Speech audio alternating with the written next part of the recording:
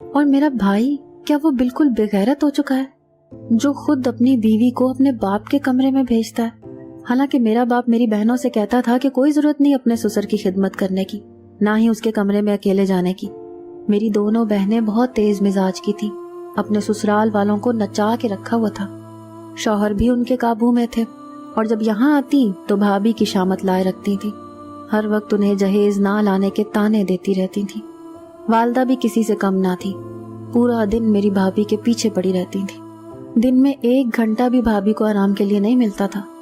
मैं उस वक्त भाभी की मदद कर देती थी जब अम्मी दोपहर को सो रही होती थी।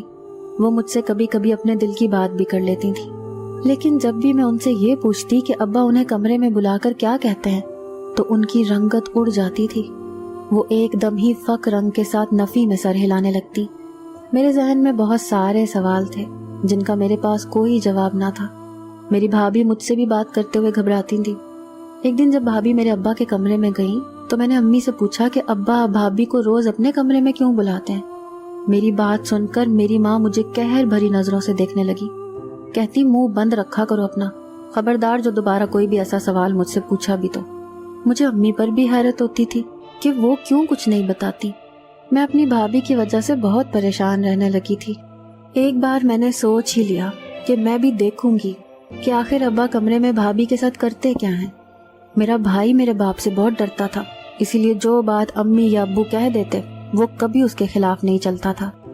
एक दिन जब भाभी कमरे में गई, कुछ देर बाद मैं भी अब्बा के कमरे में जाने के बहाने से उठ गई कि जाकर देखूं, तो मेरी अम्मा ने मुझे फौरन से टोक दिया। कहने लगी, खबरदार जो तुम कमरे में गई भी तो। मैंने कहा, क्यों, मैं क्यों नहीं जा सकती, मुझे अब्बा से काम है।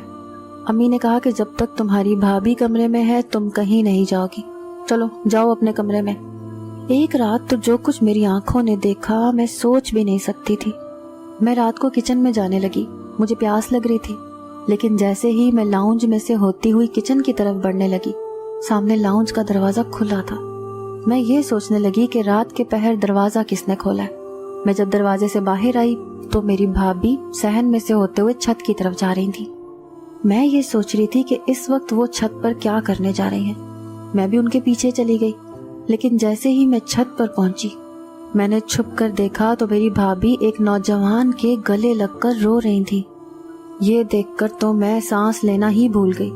वो उस शख्स से भी यही कह रही थी कि मुझे यहाँ से लेके जाओ, मुझे यहाँ नहीं रहना। कौन था वो शख्स? भाभी का क्या लगता था? कोई आशिक? मैं वापस लौट आई, मुझ पर घबराहट सी तारी थी। ये सब क्या हो रहा था? एक तरफ तो मेरी भाभी मजलूम बनी हुई थी और दूसरी तरफ ये कौन सा रूप था उनका जो मैं देख रही थी। मुझे कुछ भी समझ में नहीं आ रहा था। पहले मैंने सोचा कि सबको जगाकर भाभी की असलियत बता दूं। मैं जैसे ही लाउंज से अंदर आई कि अपने कमरे में वापस जा सकूं, तो लाउंज के सामने मेरा भाई खड़ा था। भाई को देखकर मेरे रहे सहे औसान भी खता हो गए।